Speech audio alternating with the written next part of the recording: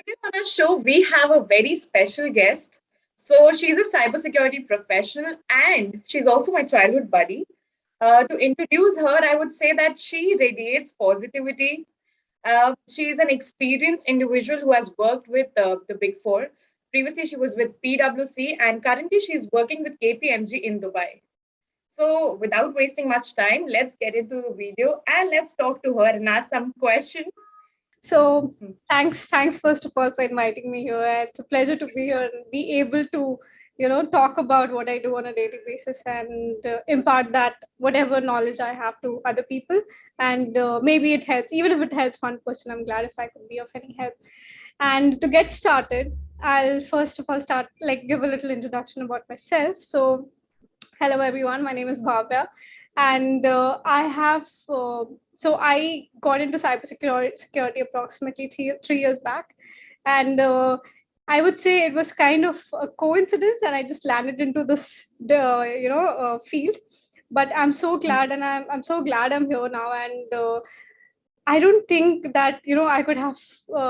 I would not change a thing, whatever happened to me while I was. How you started? What was your first step to this profession? I would say.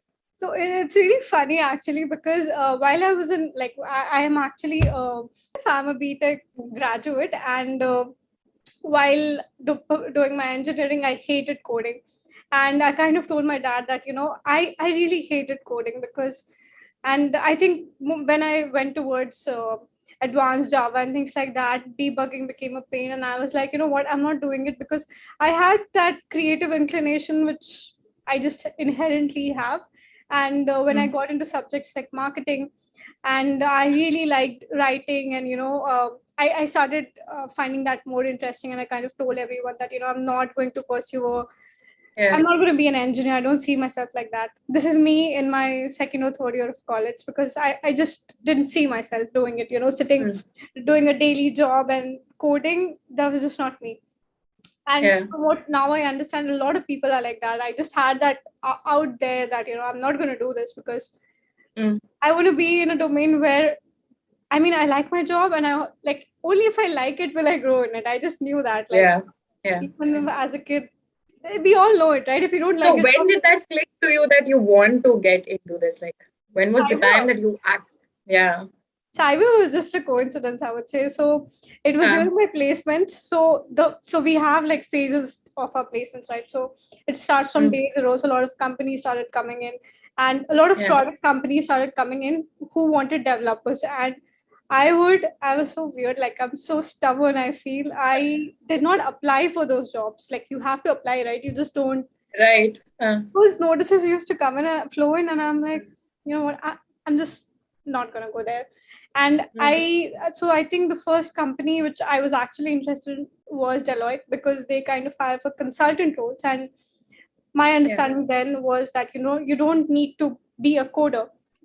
Even, and now that I understand, like, even consultants have, like, consulting is just a very generic term, and consultants can do thousands of things. So when you're thousands of different tasks, you're developing certain things, but when you're a consultant, you are helping organizations into tons and millions of things. So there's no end to it. And at that point of time, I understood that, you don't need to be a coder to get there. So it was Deloitte and the first company that I was interested in. And I actually made it till the last round. And in the last round, ironically, I was asked a dynamic programming question. So the people who are from engineering would understand that, so you have basic programming questions, and dynamic programming, you need to come up with your algorithm, and, it takes some time to develop that. And the interviewer told me, and I'm so glad today that, I didn't make it. I am so glad. Like, we all think like that all the rejections actually help you get where you need to be and want to be, and where you actually deserve to be, and things like that. So I didn't make it. And I think people land up at the best places coincidentally. And, they never, I mean, a lot of actors that you listen to and they tell you about their journey, they often tell that they never wanted to become an actor.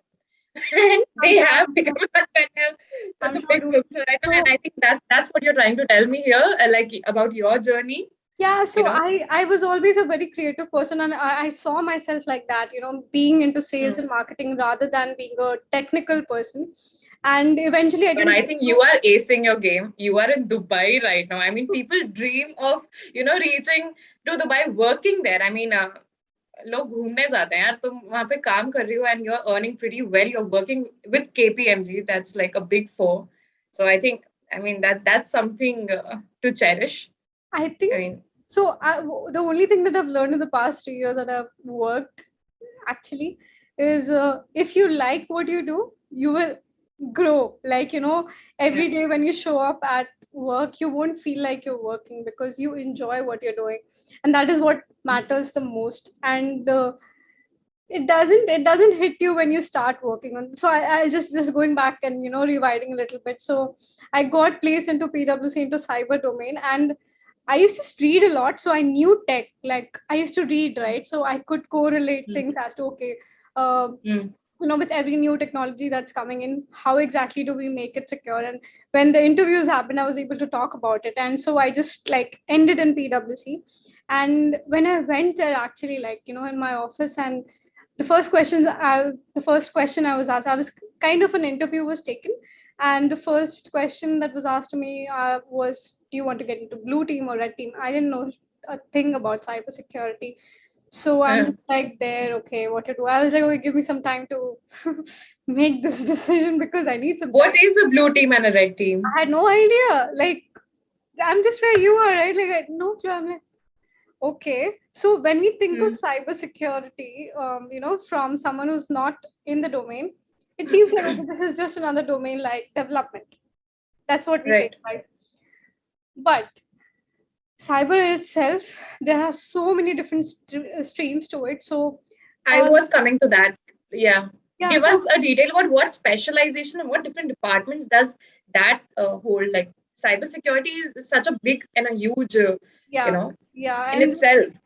So can you absolutely. bifurcate it for us? I can try to. So at large, if you talk about red teaming and blue teaming, and in very, like, common terms, so red teamers are predominantly hackers. So what Okay. they do is, when they have an agreement, or like a, yeah, agreement with the client wants them to break in into their environment, and like, just like an attacker, to simulate the whole uh, attack life cycle, and help them Okay. identify vulnerability. So their task is kind of to break in. So that would be the red Okay. teaming side of things. But when you talk about blue teaming, this is a very large picture again, because even in red teaming, there's so many types of things. When you talk about Obviously. Yeah. breaking in, you Hmm. could break into network, mobile phones, web applications. If, like, there are specializations there as well. Yeah. But when you come towards the blue teaming side of things, so this would be predominantly helping organizations stay safe. And this Okay. can be bifurcated into two different types of things. One would be on the technical side, like, where you're actually developing or deploying certain tools to proactively. So there are many things. When you Hmm. talk about blue teaming, one thing is proactively looking into, so let's say you have there's an organization, and they want to know at all, like, in real time what's happening and what are the threats and everything. That is proactive monitoring, to identify what's Okay. happening in real time. And in case Yeah. there's a breach that comes into the picture, and something which has already happened, then usually forensics comes into the picture. Okay. So And that comes under the blue teaming?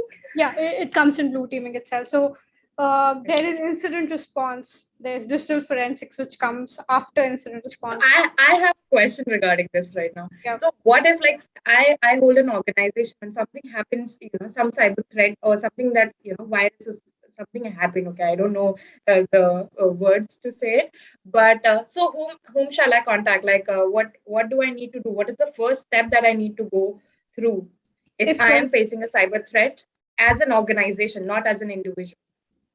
okay, so organizations usually have a lot of policies and procedures in place for them.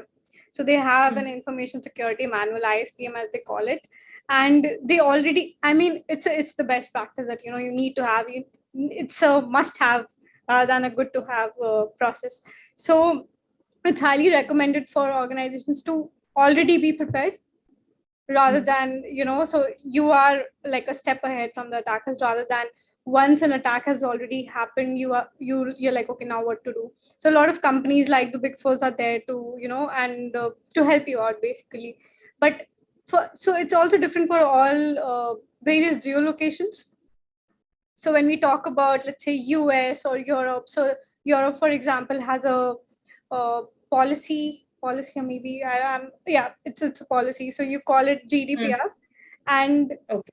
what that kind of states is, if there's any breach that has happened, any sort of PII, like a personally identifiable information which has gone out, Mm-hmm. of any customer residing in Europe, by their Yeah. organization. So the Mm. organization is liable to pay, to let the authorities know that this has happened within Yeah. 72 hours of the breach happening, within 72 hours of them knowing that the breach has happened. Otherwise, Okay. there's like a huge amount of fines that, organizations have to pay. And that's how, so it's also different for a lot of. Exactly. So I was coming to the point where, like, I stay in India and our viewers are from India mostly. So for them, like, if any organization, or for that matter, let's keep the organization aside, if any individual is facing any cyber threat, what should be our first step? What, Individual. how? Yeah. So an individual working in a firm, or just like Um, you I individual. would say an individual normally, because I think internet is a big world today, and a lot of people face a lot of cyber threat each day. I know it's not completely something related to your work, but I just wanted to ask you this: what a person can do or should do, or should their first step be if So they if face any cyber? so just to, I think, in India, what you can do is, if there is something which is kind of bothering you, and somebody is threatening you and things like that, and you feel like, you need to report this to someone, so the best people to go to is the police, because they do have a cyber division who's trying to, step up and help people. And Okay, I think that's the best place to go, because but even how our police it's kind official of, and they're kind system of is stepping slow, up. I would say. It is. Yeah, they would. But on a personal level, what should a person do? Firstly, Depends if also on what happened. depends on what happened. Yeah, that's true. So, okay, I have another thing that I can ask you related to this. If I am see the cafe work culture is on a hike. Everybody is right now working in either a cafe or on a work vocation, and that sort of place. So we generally log into a Wi-Fi that's public or that's there, and I think that creates a lot of hindrance to our privacy, and a lot of data is out there, which can be breached, I feel. So how can I be safe with using that public service, but I still want to keep my devices safe or myself safe from any cyber threat that could happen? I know I'm not a celebrity, that somebody would hack on my phone, but still, I mean, uh, data breaching is a big thing. So what do you have anything to say on that? I think you have a very good point there, that we all need to be aware of how much Yeah. data that is kind of outside, and Mhm. we all think that, what's going to happen, but you really don't know what's going to happen. And we've Exactly. seen very small mistakes from people leading to huge attacks on organizations. So when you're, let's say, you are an individual, you have your personal life, I agree, but when you are actually associated with certain organizations, I know this won't be applicable to people who are not working for firms, but in general, how do you maintain that hygiene? So that's very, Yeah. very important, and I really like the point that you're, highlighting. So first of all, I would highly recommend everyone not use public Wi-Fi, because you don't know who's out there. Don't use Right. it. Or even if you want to, maybe, have your own VPN and connect to the tunnel. So having the VPN on helps you have, like, your all your data is in like encrypted channel and everything, so nobody can get Okay. into it, like, or Okay. just like have packets and packet filtering and analysis, do the particular analysis. So that might help you a little bit, but preferably don't use it. Have your own Okay. hotspot wherever it's required. Small things. Mm-hmm. And also about the hotspot, something I realized recently. I was on a flight, and Yeah. this is very recent, I think last week, when I was traveling to Dubai, and I was in the flight, I had not switched the SIM, okay, and I needed like internet. Mm. Just scanning, okay, Wi-Fi. And I found Mm. somebody's and I was like, okay, I just like brute forcing, okay, finding, okay, 128. I was able to access internet and I'm just like, people still use it. It still works, right? So we all talk about password complexity, but the like, okay, fine, you're having all these complex passwords in your email accounts, Mm. but what about your hotspots? Yeah. Like very small, I small was things. just scrolling through YouTube and I found a video where I saw there was a guy who was 12 years old and he's a hacker in Texas, okay? And he was informing people about, he could easily hack anybody's phone. I mean, you just have to use his Wi-Fi and then he could hack your mobile phone, your WhatsApp, your all application and that's so easy. He was making it seem so easy. So So that is some. I mean, it's tricky. It's not really very easy at this point of time. But if we are all aware of what we are doing, like I gave just circling back to my previous example, where you have Right. like a very easy password 128. We all do it because whenever we have to give an hotspot, we just like 128. But Mm. it's so generic; everybody knows about it. So we need to make sure that we inculcate all these habits where we're kind Mhm. of having complex passwords and certain set of we keep changing also our complex passwords. That's also a very important thing because you don't know, sometimes you log into Domino's and that got reached and you just don't. Yeah. Just give an example. So the password went away, so just keep switching everything, and that's kind of a huge cyber hygiene in itself that you can inculcate. How do you keep yourself safe? I mean, you're working for such a big company. Like, what are the three things that you follow to keep your devices and your, you know, things safe? First of all, having your own internet whatsoever, like even if you need Mm. hotspot or anything, having your VPN on. These are the two things. Having complex passwords everywhere, so complex that now my earlier iPhone, Somebody who has a low memory power, what do they do? unable to log into my previous iPhone. It's all dead now because of the complex password. I don't remember. So there's a whole triad, right, where you talk about functionality, usability, and security. And whenever Yeah. so all of these softwares that you look at, these all three Mm. factors have to be inculcated to see how the user experience really is. And if you divert a lot towards security, then functionality Mm. and usability might take a hit. And so things like that, you have to maintain that balance so that the triangle is equilateral and not isosceles at any point of time. So yeah. Sure, we'll try. And hopefully the viewers will also try, keeping in mind whatever you shared with us. Yeah. Okay, we literally got distracted to the point. I was about to ask you what are the specific course or subject that you need to opt for to get into cybersecurity profession. A lot of students wanted to know this and they asked this question in the community poll. So yeah, if you could answer that.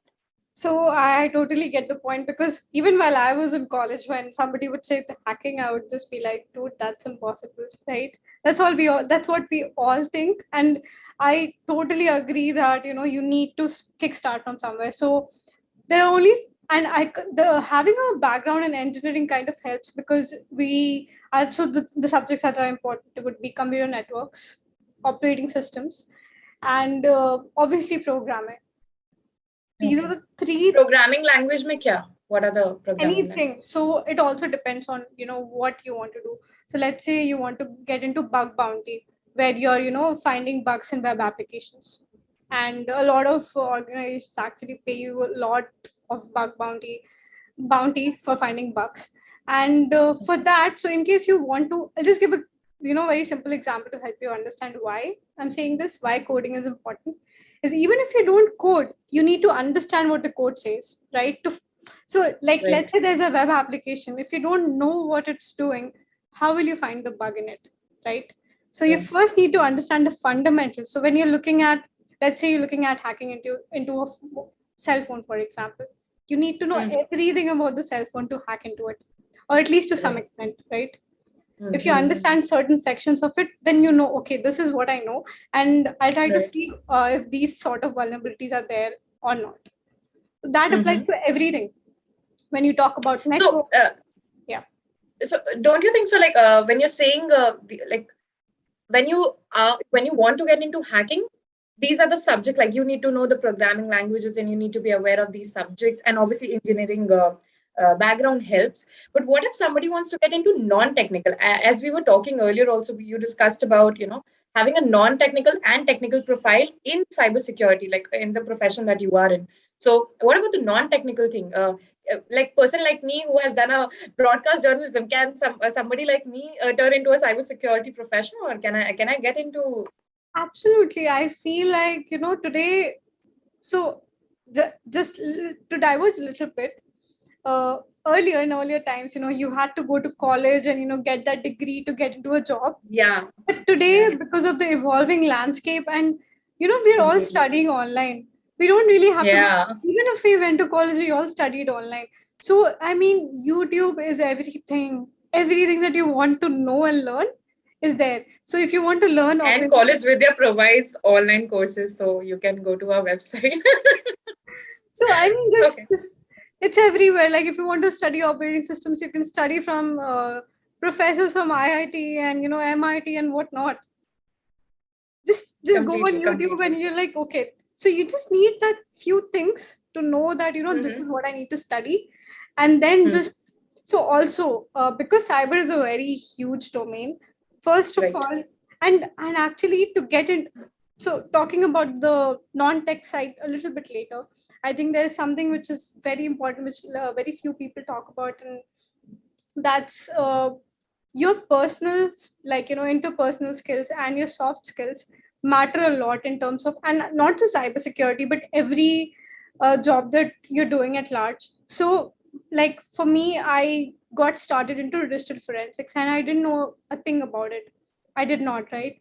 But Hmm. I had a few like I was just very curious all the time and I used to ask a lot of Yeah, questions. So that kind of yeah, helped me understand that, okay. And I also had certain amount of patience when it, and because I was like very very curious, where when there is an incident that has happened and there are only certain set of questions that you need to ask, right? Okay, hmm. how did the attacker get in? The initial Hmm. access point, how, what was the main vulnerability which was exploited? Was it a person or was it a vulnerability in the machine? And then how did he propagate, how did he exfiltrate information from the machine?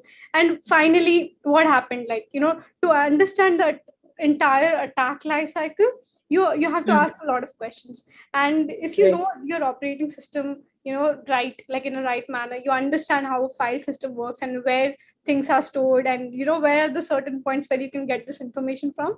You need to have Yeah. patience, but you also need to be curious and have that mindset, okay, this is how it's happening, but why does it happen like Mm-hmm. that?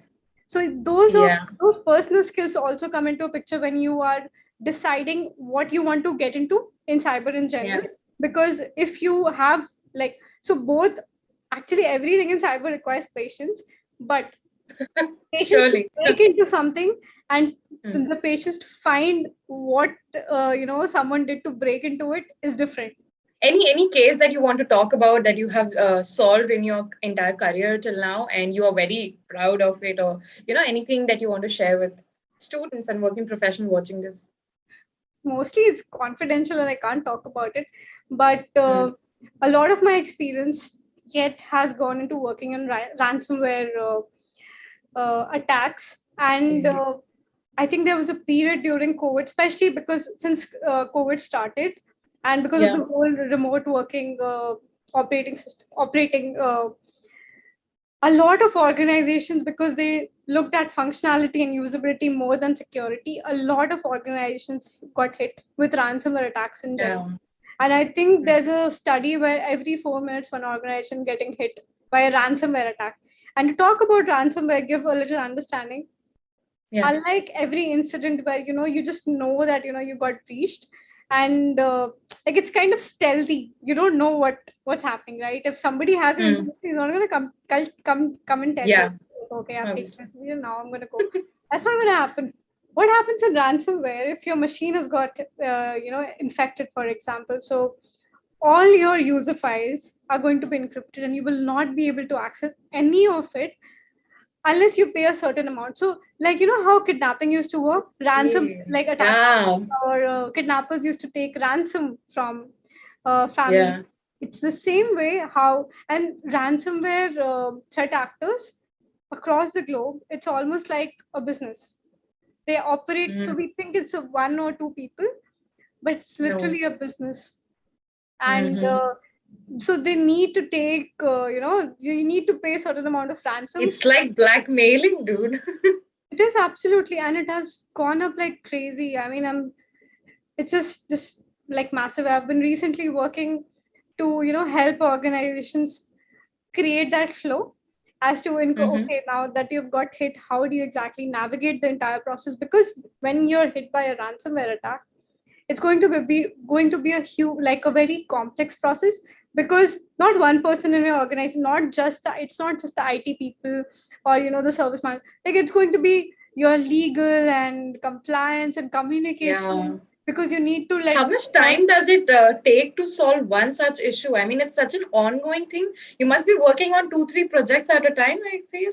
it used to happen in my earlier organizations a lot, because I was kind of like on the forefront, and I was at that, and even till like now I'm a digital forensics SME.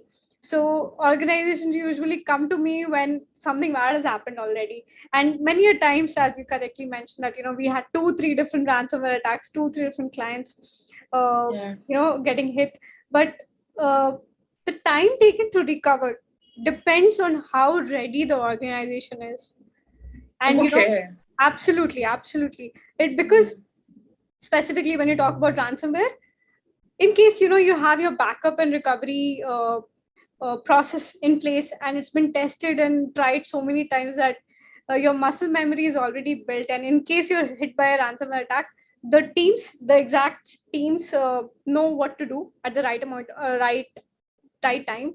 And you can Right. just bring them into the picture, and you can always go back to the last known good state, Mm-hmm. instead of going and paying that amount to the ransomware Yeah. threat actor.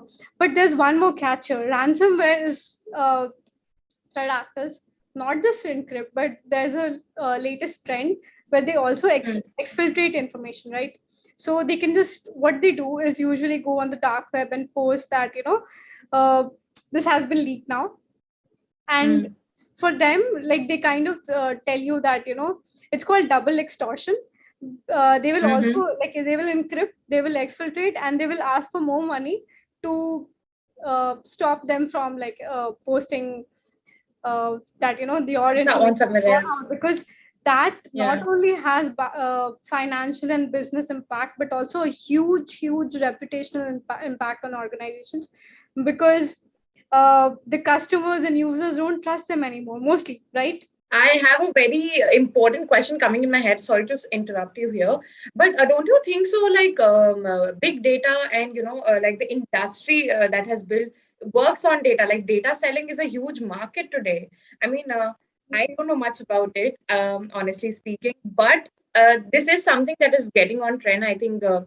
How do you think? Is it like safe? Like the industry that's building up. What do you have to say on that? Like, what are your thoughts on data selling in? Um, how do you I think mean, big data is working? data selling, obviously it's a huge aspect, and Don't a you lot of think that infringes our privacy? And who gets the right to sell up data? Like, and why? I How are know. people making money on this? Too much money. I mean, cyber warfare is a thing today, and we are not really aware about it. But when you're actually on ground and see things happening, it's kind of very dark. It's called the dark web for a reason.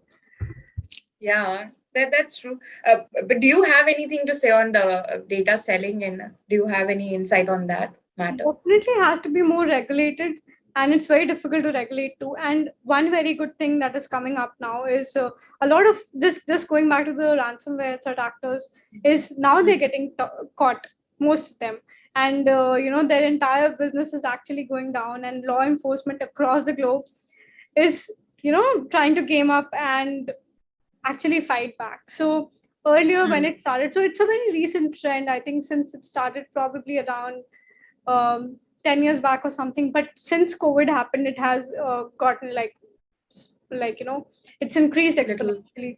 And like Mm. talking about a very latest recent event is Mm. one ransomware threat actor called lapses was at its peak, and every week, they and like it's very funny and scary at the same time. Yeah. So lapses was, they had their hall of defame. It won't be hall of fame or something, but like they used to talk about, so giants were getting, like they were literally talking about leaking information from giants, like, I mean, I don't want to name them at this point of time, but Yeah. like huge organizations. And they actually got caught, I think, last week or 10 days back, and it was a bunch of 16-year teenagers, all of them. And imagine, uh, 16-year-olds coming into the picture and just Yeah. thrashing such security processes into Exactly. huge companies who Mm-hmm. sell security in the first place. Exactly. So I mean, that's the point to get worried about. I mean, absolutely, if absolutely, that was so we're many all hackers worried. are coming up, where are normal people gonna stay? We're all scared. So if you look at it, we like, since knowledge is available everywhere, right? You can use it constructively or in a very destructive manner too. So it Destructive depends manner. on who's choosing what. And we need to Yeah. spread this awareness that, think about it. If these 16-year-olds, went ahead and uh, just became bug bounty hunters. But there's also this one factor when you're actually in, like, you're working as, say, there are good guys and the bad guys, right? The good Yeah. guys don't get paid as much as the bad guys do. That's true. So, I mean, the world is unfair. What With that, with getting paid, I would like to ask you. I mean, nobody answers this question, but I will be really glad if you do. Okay. So, what is the average salary one gets paid in I a cybersecurity industry? Yeah. As a beginner, what is the salary that you'll get, and what is the top most of the highest salary that one can achieve? Now that's a very tricky question, but I It's see not tricky. it is. I'll tell you why.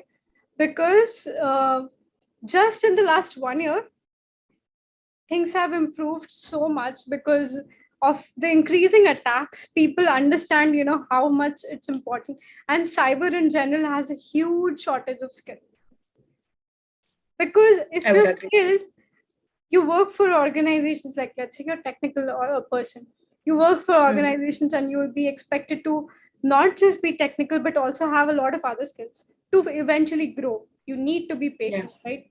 You will grow because of your skills, but there's a certain amount of patience required to grow in an organization. But when you're on your own, like, you are your own boss. You're a freelance hacker. Absolutely, absolutely. So it depends. See, if you're freelancing, then, I mean, there's no just one way to go. A lot of times it depends on your performance, depends on who you work with. And I highly recommend people to, so there's one more thing I would like to highlight here. I Sure. think I'll address a pay aspect later, because there is no number that I can state, because As a beginner, if you can tell us what is a beginner's salary, like if somebody just enters and have no knowledge, how much does a beginner gets paid? An depends on, average, and not it depends. See, if you don't know anything, how much. you have been a graduate from KIT. Okay. What was your colleague and your average salary at that time when you begin? Okay. So just talking about myself, I think when I was interning, I was making 25 grand a month. That's my internship salary. That was the basic salary people get when Yeah, they and, start. and it's pretty much the same. Like, the average salary is going to be the average salary of an Right. engineer. Yeah. Absolutely. So uh, there's no, like, one. But as you grow with an experience, you can demand according to your skill, I feel. Absolutely. So not just experience. See, experience at this point of time, it's also, how much time you spend on your own to upskill Mm. yourself. And Right. while you're in the firm, you obviously learning, but having a Mm-hmm. growth mindset and helping others learn too. So people who Right. are below you and also above you, because I'll tell you something, Mm. when you have fresh brains, working, a lot of new ideas start coming in. Exactly. I completely agree And to that's this. a Yeah. very, very, like, very, uh, like, it's just a fresh start. So it's amazing to have new people, but obviously Mm. if new people have the skill set, they will be paid more, right? If you're already Mm-hmm. prepared for the industry, and no college curriculum is going to prepare you for the industry. It's all you. How Okay. well do you know the networks? How well do you, and you have all of these courses. Even if you go in the, like, start Any working, course that you would like to recommend? just Like YouTube is with nothing. working or with studying, is there anything that one should go through or one should do a course regarding to it? Anything in specific? Depends on, again, what you're choosing, that okay, I want to be a hacker. Then, so if you want to, let's say, get into hacking, for example, you'll let's talk about bug bounty only. And Okay. I'm not a bug bounty hunter, but this is what I understand. You need to understand how web applications work, starting, Mm-hmm. like, that's the starting point. And there Mm-hmm. are a lot of books, like there's this book called the Web Application Hackers Handbook. And there are a lot of books available. Study the books, understand the base, because if you don't understand the base reality of what's there, you will not be able to crack it. Even if you, like, let's say you're actually looking for a bug, you'll start going back into your fundamentals. So having your fundamentals strong Clear. is key to everything. And if you Mm-hmm. have that, you will be like, it's easy, it's just easier for you, right? Mm. Like, if you didn't know the multiplication tables, how would Yeah. you do advanced mathematics? It's pretty much like that. And Any for book that you courses, would like to recommend? book. So yeah, I mean, there are a lot of books available. So, like, let's say for web application, the Web Application Hackers Handbook, that's like the Bible. Everybody reads it. But that's what it is, right? You need to understand the ground reality too. And then having Okay. some patience. So you have a lot of I think there is not getting bug crowd is one, where so a lot of companies are listed there, and there are like acceptable terms and conditions as to what are the different kind of things you can look into, bugs you can look into, and accordingly get Yeah. paid.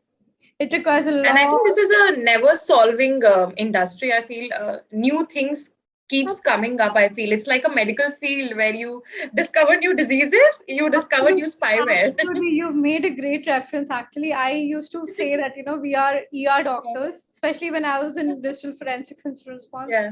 It every day used to feel like being an ER doctor, and it was fun because every day when I walk into work, there's just something new I'm looking at and learning, because there's a Yeah. new device, new issue, and there's just so much to learn. And if you're working in this industry, you have to have patience, and you are learning on a daily basis, like research. So having those skills that if I should put a disclaimer of patience over here. So she has mentioned like patience n number of times. So please, students, have patience I if mean, you want to actually, get into that's for this everything, field. right? Whatever you're working in. I think today the world in general has become like everybody wants quick money. Everybody wants it, especially with That's YouTube and TikTok, and the whole content creation game coming into the picture, yeah. and 12-year-olds becoming millionaires. It's just become crazy for all of us. We feel like, Yeah. what are we doing with our lives? But It it's is it's making the hustle culture a lot, like we're not living, I feel yeah, sometimes. We're absolutely. hustling too much. I mean, everybody wants to reach at some point of place, and I mean, in between, in the process of it, I think nobody is literally living. I mean, they're just trying to reach somewhere. See, there's this one more factor that comes into the, so having a vision for yourself, that this is what I want to do. A lot of people, we need to, like, you need to have that vision for yourself, that this is what I want to do, or this is the Yeah, kind of person I want to become. But in the yeah. process, you have to enjoy every day and every moment, that okay, oh my god, I learned this new thing, I learned this new strategy that you can talk about and help others, and you have to With enjoy that, the. I want to say something about you in this. I have seen you evolving like immensely. And I think to a better person, like not just flattering you because you're here. I'm just genuinely saying this. I have seen you evolve a lot, and I've seen you get into spirituality a lot. I mean, if you want to talk about it, if you want to, grace us with some knowledge on spirituality and, how can one person keep a balance of life and work together? Go ahead. Absolutely. I think That's what keeps me sane, because work is Mm. anyway insane for me, mostly. Yeah, So, but you enjoy it. absolutely. I think that is something, spirituality in general. And I was actually like, how I was earlier. I was like one very rebellious person. And then I got into, and I had no patience whatsoever. I was also And you are here in this stream. talking about patience. So it's funny. And, I feel like the more you run away from certain things in your life, the more they come to you, the more Yes. they're going to come to you. And you better just like be like, okay, this is what it is. Just brace Yeah. it, enjoy it. And Yeah. I feel like, like I just mentioned earlier that, I was totally non-tech and I got into this completely tech.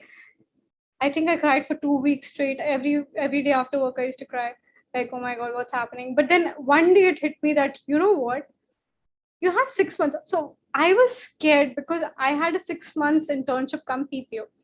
And I'm just giving these examples to help you understand what went with me. And Yeah. I was in denial that, I don't want to do this. I mean, I'm not meant for this is not my thing. But Mm. after a point I realized that, what is there to do? You have to do these 6 months. And if you're anyway spending these 6 months, just spend your time and see if you can do it. Yeah. See if you can do it. What can you make out of it?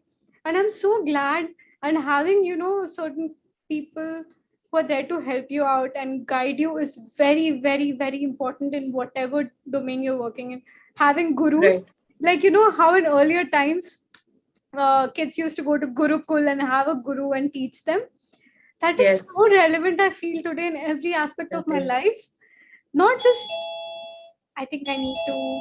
A few moments later. So, Yeah. yeah, So just to get back to what I was saying was, yeah, I just realized that, if I'm spending 6 months, might as well just learn something out of it. And it was very right. funny. And it's also how life, just brings you to that spot.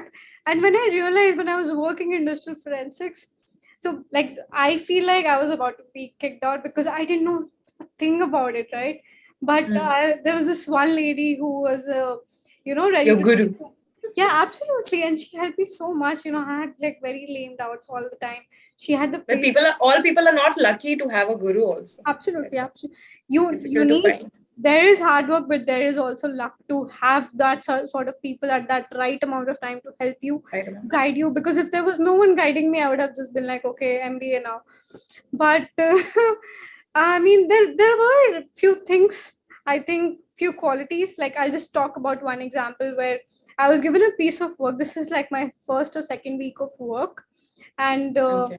so she was kind of overburdened, I feel. And she was like, you know what, just look at these web application logs. And I had some background in web application development. So she was like, Apache struts, right? Okay, just have a look at these logs and tell me what happened on this date. And Mm. I started looking at the logs and I was like, okay, this date something happened, but same scripts were used like 6-7 months back, and much more was exfiltrated at that point of time. So I started asking her Mm. questions, and I was like so fresh, and how like I was very rebellious and everything. I was like, okay, something happened on 14 and 15. But before, like, divulging the answers to her, started asking her Mm. questions like, how do you know this happened on 14 and 15? Who told the client that this happened on, like, You because started asking her question. and like I remember we both had monitors, and we just like people. I was like, how do you know? Like, I don't think so, because same script was used 6 months back, and so much more happened. Mm. This was just like a test run, which kind of Yeah. happened. And who told the client that this is happening? I feel like whoever informed the client did it. Like I just said it out there that, because how do you have exact date and timestamp? How is a regulator having it, right? If you think about it, common sense. And she was like, Yeah. you're right. Then I started looking, started showing her. I was like, see, this is the script that was used. And long back, this script was used to exfiltrate much more. And at this point of time, this particular time frame that you're talking about, this was run just for the sake of it. Mm. And she was like, okay, let me go back and just, That was something very interestingly you cracked that. Yeah, it was very funny, and actually, it came out to be true. The regulator was True so incident, yeah. yeah, and so I mean, you need I to mean, have you always need to be curious. I mean, I think one after patience, I think another thing is you have to be curious to get into cybersecurity. I mean, you cybersecurity. have to have that. I think it's a life hack. Whatever you're doing, Yeah, yeah, completely. it is a So, life being hack. curious, I would like to ask you another question. Okay, we got distracted when you were talking about gurus. Um, Acha, but you were giving the same example of, just like people used to have gurus at the older times, you need to have gurus right now, to guide you to the right path. Okay, I think Absolutely. So one we more thing finished I to think that I would part. like to point there is obviously Yeah. have people to guide you, but have Hmm. your own vision as to what and who you want to become. What do you want You to should bring? not get swayed away to their vision No also. way, no way, no way. You need to have your Hmm. own set of values and ideas as to where do you see yourself, because you Because never I know. feel sometimes seniors, try to sway you to their direction, maybe to get help from you. They do Absolutely. not really think about you, but yeah, that's about it. So I was about to ask you on a personal level, like as an individual, if a person wants to keep safe, I think I asked you about this, but he says that cyber crimes do not only happen with people who are aware but are technically handicapped. But if even if we see the data, 59% of the youth have been threatened digitally, and more than 139 cases are reported every day. This question is coming from a journalist, by the way. Hmm. How do you think we can make more and more people aware of the incidences, and how can we help people talk about it openly?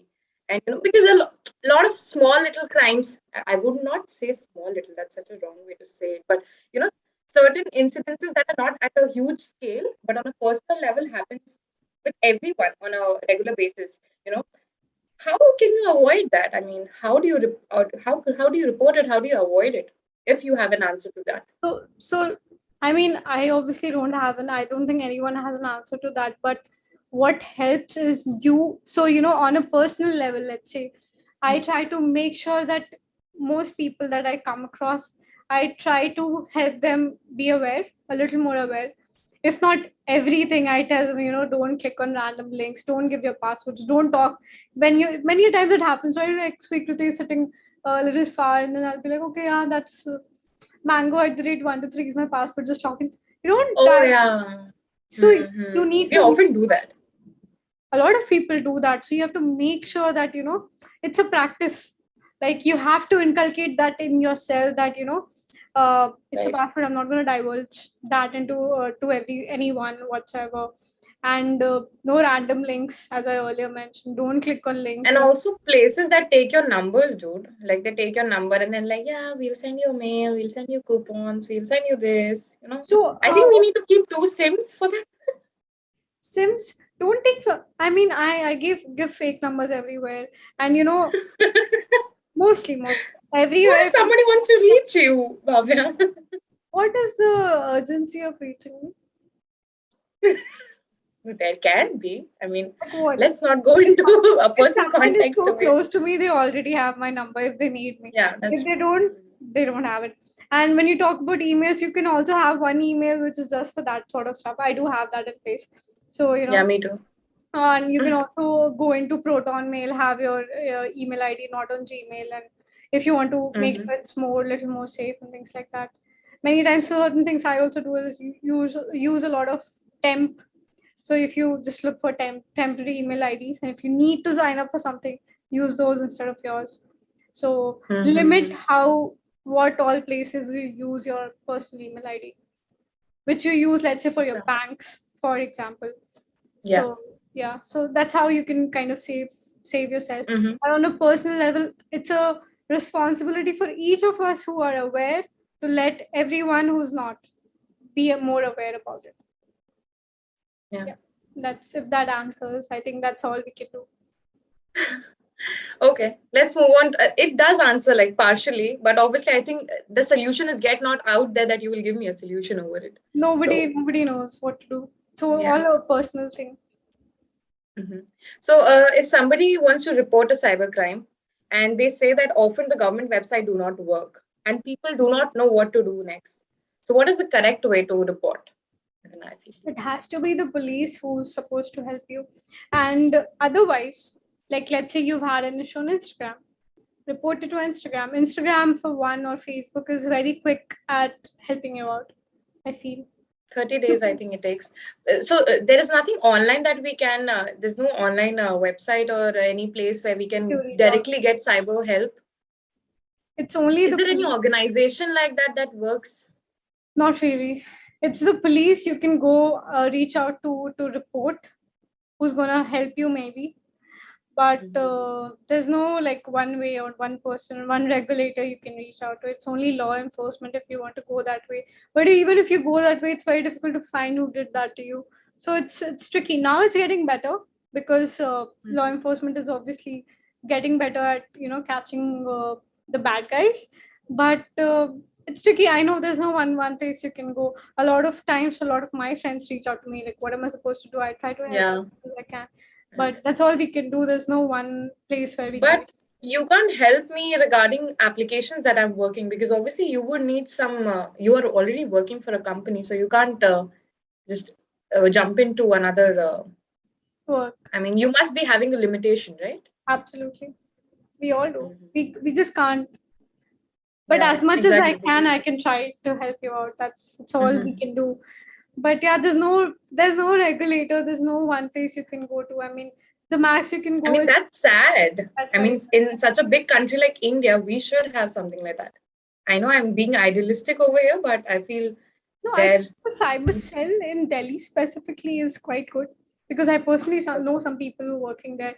But if you look at it, such a huge nation, right?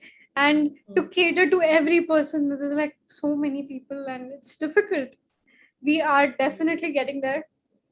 It's a journey, it can't Ongoing process. happen. Rome wasn't built in a day. It's a process. Now that we are aware, we can Yeah. get there soon. I Sooner. think that today we are talking about it openly. I think that is It something, itself is I a think, very one big step thing. at a time. Absolutely. The more we talk, you'll see a lot of people getting into cyber because there's such a huge requirement for cybersecurity professionals. Like, there's just lack of the right skill set. And even if you have the right skill set, finding the right job, like working in the place where your skill set is required is. Yeah. And when you talk, like I earlier mentioned, right, it's blue teaming. There are more things like security architecture, cloud security. There's so much blockchain security. IoT. Yeah, blockchain is an upcoming trend. I mean, in the market, Absolutely. blockchain is And another thing that needs security. with Web 3.0, new security processes are coming into the picture. So I mean, there's so many things now on the internet that you need security for every freaking thing. absolutely. I mean, bitcoins and the metaverse and everything that's happening around. I think more cybersecurity professionals are needed. I mean, Absolutely. completely. So, what They're I very mean, overworked all the time. sorry, I didn't hear you. So I was just mentioning, I see like burnout is a very common trend in cyber in general because you're just working on so many things all the time that you just need a break. How is it how is it working? Like, you are a woman working in that technical field. Like, I'm really proud of you working in this profession, but you don't see a lot of women working in this profession. So how is the working environment, and how do you feel as a woman working with so many men around? And how is it? Does Absolutely, it's it? quite empowering, and I feel the fact that we bring in, when we talk about feminism, it's equality. And now we're all getting quite aware about it, that cyber in general, like I earlier spoke, that it's not just technical. You need to have those soft skills in place to be curious too. And I feel like I've worked with, I don't know how many women, and so many, like in my previous organization, I worked with a bunch of people who just came out of college, and most of them did not know anything about cyber. And I worked for them for approximately, I think, 3 or 4 months, and I saw them growing immensely, like just because of the soft skills they had. So Yeah. you just can't compare, like men bring a certain kind of flavor into organizations, and women Right. have a different kind of empowerment and flavors, and soft skills that even men Yeah. have. But it's a mix of both that So like, just like That's keep the how environment balanced. absolutely. So that sort of creativity and curiosity, I feel that comes from women. It's very empowering, and same applies to men as well. Like a lot of good Do you things. think it's safer to work in cyber profession, like safer as in a sense where you're not dominated by the other gender, and do you feel that this profession is going to that way where equality is being at place? So I like earlier, when I started my career, I used to see very few people working in cyber, especially when you talk about tech, like being technical and on ground. And even my dad used to tell me, like, what are you doing? You're traveling all the time. I Mm. used to travel most of the times. I used to be in client locations and, you know, um, be in these IT rooms and server rooms because I just started and like there Right. was server rooms like minus 15 degrees Celsius and performing imaging activity there. And I came out and I was sneezing for 20 minutes because it's so cold, 20 minutes. I was just laughing it out and telling my dad, and he's like, just change your job and do a desk job. And, like even my family was very reluctant on me doing it. Like there was a point where they were like, keep traveling all the time. And, we're not sure if you're safe. And especially, Yeah. how it's in India, right? So those factors did come in, but I was so determined. I was like, what? One thing I found that I really like it. Let me do it. And there was a point where I was working 7 days a week too. I shouldn't be glorifying it, but I kind of Yeah. did it because I was enjoying the process, and Hmm. it brought me where I am today. And I'm able to stand up for myself, and I know that not just for myself but for others also who are there in my Yeah. company or who work with me and things like that. And Yeah, obviously you are inspiring so many other women, if you are getting into and this and I you are on being passionate about your work. absolutely, So and I think on a daily basis I get inspired by all of the people I work with and come across, because you pick up these small things from everyone you work with, and so yeah. good, right? And And I like the way you said 7 days. I work for 7 days, but then you said I should not glorify it. I feel like people should not glorify working 7 days a week. I mean, oh no. Dubai has 4 days a week work situation. I feel, and I am quite jealous. Today is Saturday, and So, it's anyway. government, it's only applicable to government entities. If you're working for a government body and not, so KPMG still has, like I work for KPMG in Dubai, it still has a 5-day work week. So we're still working Okay, 5 days. that's sad. That's Kind of. pretty sad. So it's fine, yeah. Okay, Uh, so with that, I think we are coming to the end of our section. And oh, okay, before that, just there's one just slight question that I want to ask you. What if somebody who does not get into the big four, what are the other companies that you would suggest to a person who has done a cybersecurity course or a program but doesn't know where to apply for? mhm. So I would suggest, like, there are a lot of these new budding startups also coming into the picture, and I personally, for one, highly recommend working for a startup because you work on so many different things. Because when you join a big organization, you getting that sort of visibility and responsibility and power. So with responsibility also comes like a huge workload, but it Yeah, also depends from. It's very subjective, right? Who wants to do how right. much? A lot of us like Hmm. to do comfortable jobs where we log off after 4 or 6 weeks. It depends on how Hmm. productive also you are, and productivity comes with how long you work for a certain Yeah, thing, right?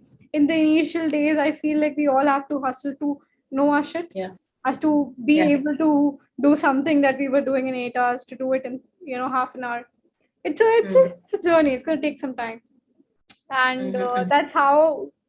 that's kind of why I feel today that experienced people are paid more because they have spent so much time, learning and being able to do it faster. So it's just Yeah. a journey that you need to enjoy. And if you could just repeat your question again, I think I kind of went, yeah. So when you're, I recollected. So Okay. talking about organizations, I think there are like a lot of, and I would recommend working for a product based company because Product based. because that's when you get to see the ground. So let's say we talk about database security, so you will actually be working on how to make it secure. When you're working in consulting, then like how I mentioned that you'll kind of be an doctor. You won't be a specialist many a times. Like it's very difficult to be a specialist while you're a consultant, because although it's required to be a specialist, but we're mostly Okay. jack of all trades and master of none. But when you're working in a product based company, you are an SME, you will know how exactly do you make this database secure. So Right. yeah, there are a lot of companies like that. I would not like to name one because I'm already like just but Hey, there. but you can, and I mean, if you would not have been working there, then it's not like you're recommending somebody to not come to KPMG. You, KPMG, everybody knows it's such a big company. So it Such a also, see, I feel when we talk about companies, for example, you just a little recommendation that I would go tell people that don't look Hmm, for hmm. what company do you want to work for. Look for Okay, what people you want to work for, right? well That's said. more important because the company is not going to drive you or teach you anything. It's the people who are Right. working for. So it depends on, like, let's say, you got hired by a certain people, most likely person, most likely you're going to work with that person. If you believe Yeah. that, you kind of look forward to becoming a person like that, you should go ahead and work. And for that, you need to work with that person. So for that, you need to understand what are the different leaders and, the kind of people who are there in the industry. And Mm, because of social media, I think LinkedIn or Twitter in general is a very good mm. place to showcase what you learn on a daily basis and connect with the right people. And what Yeah. I've done recently, especially on Twitter, is I've kind of curated my entire feed to have only infosec people, and I Mm, don't have like a huge following. It's just like 50, 60 people, but they're also good that mm. I every time I open Twitter itself or LinkedIn in general, that I learn so much from my feed itself and Yeah. it connects You me. are basically surrounding yourself with everything that you You need want to to be. see, and not seeing anything junk that's not required to your brain, right? Exactly. I think that's the way you're keeping yourself clean Yeah. in your head. I think that's very much required because you need to focus. So a little emphasis on having a vision board for yourself. It's like very small practices. Again, going back to spirituality, maybe that to be mindful of what you're talking, whom you're talking to. This is very small thing, but having that sort of a vision for yourself that fine, on a daily basis I'm learning these things, but after a while not having timelines also, because timelines make it very like crazy in our head Mm, that I want to eventually become that person. And yeah. every day that you wake up, you are that person. Just believe that you're that person and you will become that person. I feel like Oh my God. That was a great insight, I would say. that's true. I I feel mean, like and I feel moving out of your hometown and being in a new place enables you to do that, because you just wake up and you're like, what, I just want to be that person, I will be that person. So yeah. and it works just like You just have to many. believe in yourself and keep working on Absolutely. it. So in the process, it's also not like, every day is just happy and things like that. There will Yeah. be days where you're down. There will be stressful days, but you have to realize that, so having that vision again, journaling daily as to, this is what I learned, small things, being mindful, Mm-hmm. small, like, even if you're not learning something, let's say yourself, but you help someone know something, Yeah. which might be a very Yeah. small thing, but it makes a huge impact on someone else. These Completely. small things help us grow eventually. Yeah. And yeah, I think these are the certain things. It's very difficult also, like, for example, like when I came here, kind of stay all by myself, it becomes difficult on the days I'm sick and things What like do you do on your bad days? How do you deal with them? I think it's difficult, because you're not with your family, and I kind of Yeah. try to talk to my mom and see what's up, because there are always more problems, and I feel like my problems are smaller. That's a good way to feel better. What do you do? And just like spend more time with people and talk to people I Mm, love, maybe.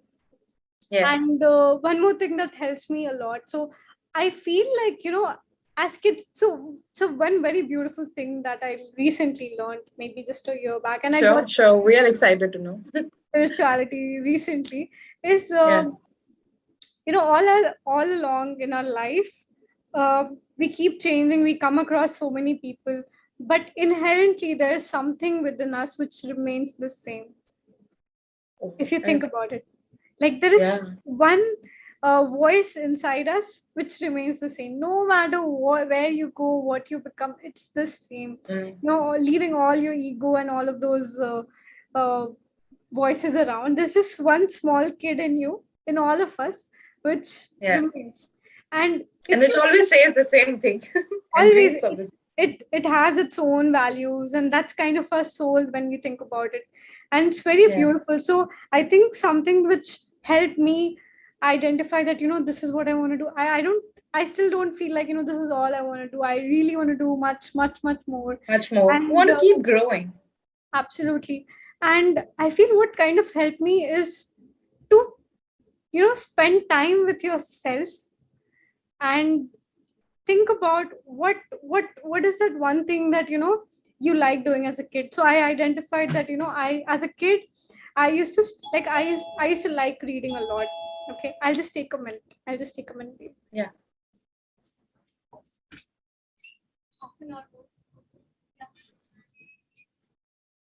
Anyway, we'll just wrap it up now. We'll anyway wrap it up.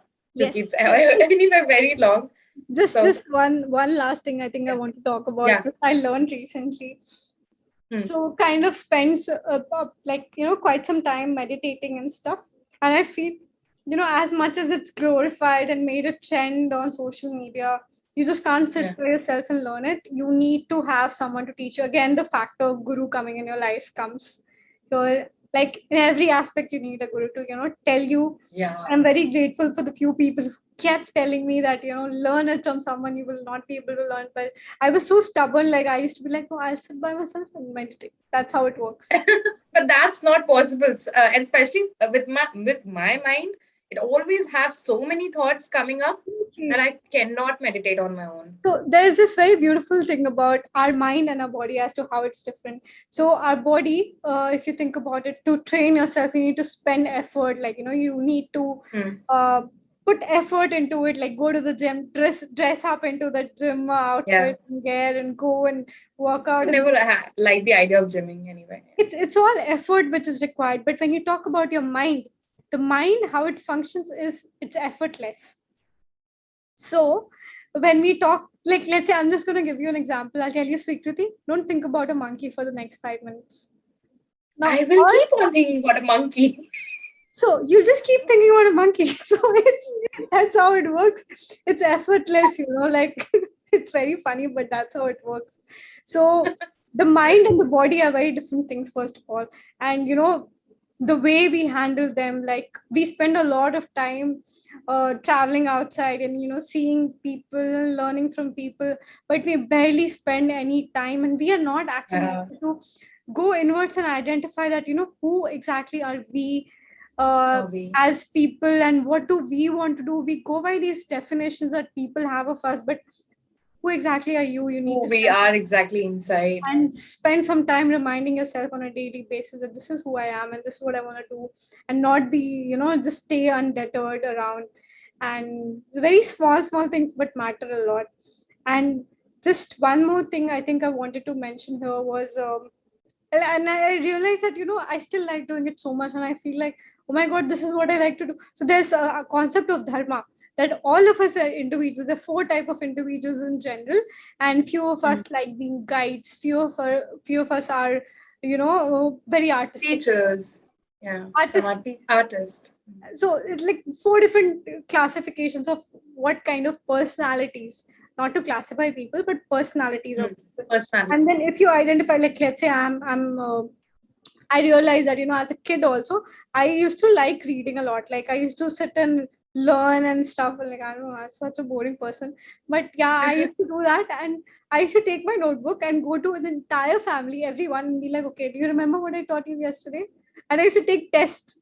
Such a boring person to be, but that's what I like. I used to teach, so I taught everyone in the family whatever I was learning. A lot of people like to talk about it, and that's how they share. I mean, knowledge is something that people like to share. You learn more when you're sharing, actually. When you just keep it to yourself, it's limited. But when you talk about it to other people, you get their inputs, and then you improve whatever you have. So I realized that this is what I like doing, and then I I started helping others also in whatever I learned a little bit. I try to make sure that, I train this one person that helps me have one or two, or I don't know how many more people, but just to know who you are, at the end of the day, Yeah. and what is that one thing that gives joy to you. So I'm also planning to have. Completely. It was very beautiful talking to you, Bhavya. Like, we got to know about each and everything that we wanted to ask you. And more than that, you also taught us a lot of, and I think you shared a lot of things about spirituality. I mean, I think a lot of people still haven't, explored, I would say, their spiritual journey. And I Yeah, think they should. They should definitely. absolutely. And I am the person who is, on the process of maybe, uh, Get I there. think it happens to each individual at their own pace of time. I believe on that very Absolutely. much. You will not get Um, into it unless like the right time comes. So there's also one Comes. beautiful thing that I love. Okay, I just keep talking about it. Yeah. So the whole concept of karma, right?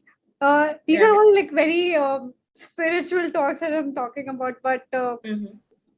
when the moment you balance your good and right karma, that's when you kind of start on the journey, and just start Dharm, you with are. karma, Okay. good and the bad. When you kind of mobilize it, or not mobilize it, but equalize it, that is kind of Equilibrium पे when ले. you actually get started.